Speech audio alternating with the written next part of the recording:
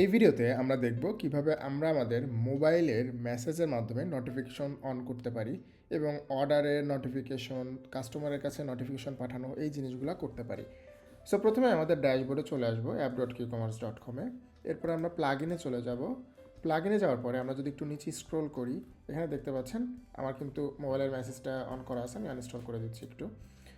So এখান থেকে আপনি সরাসরি কমিউনিকেশনেও চলে যেতে পারেন অথবা নোটিফিকেশনে যেতে পারি। নোটিফিকেশনে গেলে মোবাইল মেসেজটা পাবেন, অথবা আমি নিচে থেকে চলে যেতে পারি। এখান থেকে ইনস্টলে চলে যাব। আমরা ইনস্টলে গেলে আমরা একটু কনফিগার করে নিব। আমরা এখানে দেখতে পাচ্ছেন আমাকে ফোন কনফিগারেশন করতে হবে, অ্যাডমিন ফোন নাম্বার দিতে হবে। এখানে আমি একটু অ্যাডমিন ফোন নাম্বার দিয়ে দিচ্ছি, আমাদের ফোন নাম্বার দিয়ে দিচ্ছি।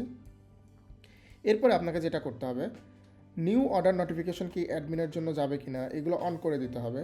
আপনি যদি মনে করেন যে কোনো অর্ডার আসলে আপনার ফোনে যে অ্যাডমিনে যে ফোন নাম্বার দিয়েছেন এই ফোন নাম্বারেও নোটিফিকেশন যাবে, তাহলে এটা অন করে দিবেন। যদি অর্ডার স্ট্যাটাস চেঞ্জ হয়, যেমন আপনি যদি কোনো একটা অর্ডার পেন্ডিংয়ে ছিল সেটাকে আপনি রেডি টু শিপে দিয়েছেন, অথবা আপনি ট্রানজিট করেছেন, অথবা ডেলিভার্ড হয়েছে, সেটা নোটিফিকেশনও চাচ্ছেন, তাহলে এটা অন করে দিবেন। সেমভাবে যদি কাস্টমারেরকেও আপনি মেসেজ দিতে চান, যে একটা কাস্টমার যদি অর্ডার করে তাহলে তাকে অর্ডারের মেসেজ, কনফার্মেশন মেসেজ তাকে পাঠিয়ে দিবেন, যে অর্ডার করার সাথে সাথে তার ফোনে মেসেজ চলে যাবে।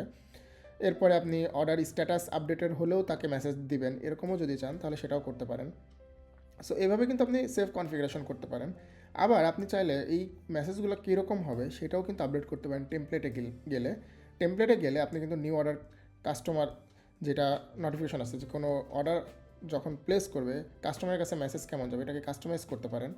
বর্তমানে এরকম আছে যে দেয়ার কাস্টমারের যে নেমটা আছে সেটা এখানে বসে যাবে, ইওর অর্ডার আইডিটা বসবে, has been received, thank you for choosing us, এরকম।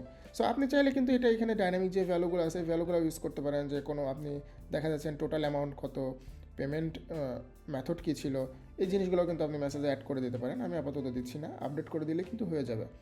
সো এভাবে আপনি কিন্তু খুব সহজেই আপনার মোবাইল মেসেজের নোটিফিকেশনের প্লাগইনটি ইন্টিগ্রেট করে নিতে পারেন। তবে মনে রাখতে হবে, এটি কিন্তু তখনই কাজ করবে যদি আপনার মেসেজ সাবস্ক্রিপশনের মধ্যে মেসেজ থাকে।